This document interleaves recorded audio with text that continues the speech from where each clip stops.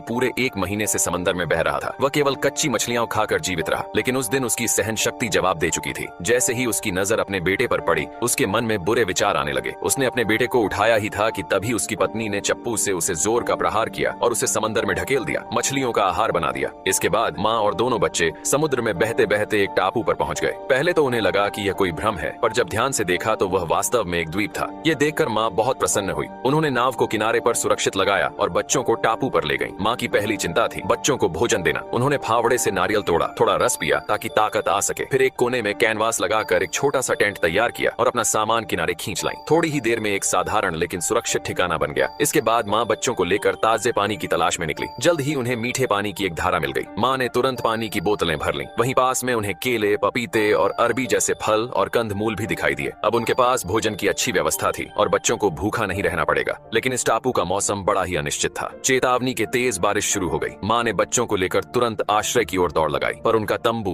बारिश में बेकार साबित हुआ। मजबूरी में माँ ने बच्चों को कंबल में लपेट दिया और स्वयं बारिश में भीगती रही। बारिश रुकने के बाद उन्होंने देखा कि उनका टेंट पूरी तरह अस्त व्यस्त हो गया था। माँ समझ गईं कि अब उन्हें एक मजबूत आश्रय की जरूरत है। तभी बेटे ने पुकारा, माँ। माँ ने मुड़कर देखा कि पास ही एक लकड़ी का पुराना केबिन था। वह खुशी खुशी वहाँ पहुंची। देखने पर पता चला कि वह घर टूटा फूटा जरूर था, पर जरूरत की सारी चीजें मौजूद थीं। संभवतः किसी पुराने जहाज के यात्री द्वारा बनाया गया था। थोड़ी सफाई और मरम्मत से वह एक सुरक्षित घर बन सकता था। धीरे धीरे माँ ने मछली पकड़ने के भाले बनाना सीख लिया और बच्चों के लिए स्वादिष्ट भुनी हुई मछली पकाने लगी। दोनों बच्चों ने टापू पर कुछ नए मित्र भी बना लिए। ये छोटा सा परिवार अब शांत और खुशहाल जीवन जीने लगा। समय बीतता गया और बच्चे बड़े होते गए। अब वे पूरी तरह से टापू की जीवन शैली में ढल चुके थे। एक दिन उन्होंने अपनी नाव को एक मूंगे की चट्टान से बांधा और मछली पकड़ने चले गए। उन्हें पता नहीं था कि रस्सी ढीली हो जाएगी। नाव लहरों के साथ बह गई और तभी पानी में एक शार्क भी दिखाई दी। वे दोनों डरकर ऊंची चट्टान पर चढ़ गए। शाम तक छोटे भाई ने एक बड़ी मछली पकड़ी और उसे दूर फेंक दिया। शार्क मछली खून की गंध पाकर उस ओर चली गई और बच्चे सुरक्षित किनारे लौट आए। जब माँ को यह बात पता चली तो वह बहुत नाराज हुई और उन्हें चेतावनी दी कि सूर्यास्त से पहले घर लौट आया करें, क्योंकि रात को किनारा बहुत खतरनाक होता है। फिर एक दिन एक भयंकर तूफान आया जिससे उनका लकड़ी का घर भी ढह गया। बच्चों को भीगने से बचाने के लिए माँ अकेले ही छत की मरम्मत करने चली गई। लेकिन इस प्रयास में उन्हें तेज जुकाम हो गया, जो धीरे धीरे गंभीर बीमारी में बदल गया। वह बिस्तर से उठ नहीं सकी। अपने अंतिम समय में उन्होंने बच्चों से कहा कि वे एक दूसरे से प्रेम करें, हमेशा एक दूसरे की मदद करें और हिम्मत से जीवन जीते रहें। उन्होंने यह भी बताया कि भले ही जॉन को गोद लिया गया था, पर उन्होंने हमेशा उसे अपने सगे बेटे की तरह ही माना। अंतिम बार माँ ने अपने बेटे को गले लगाकर विदाई ली।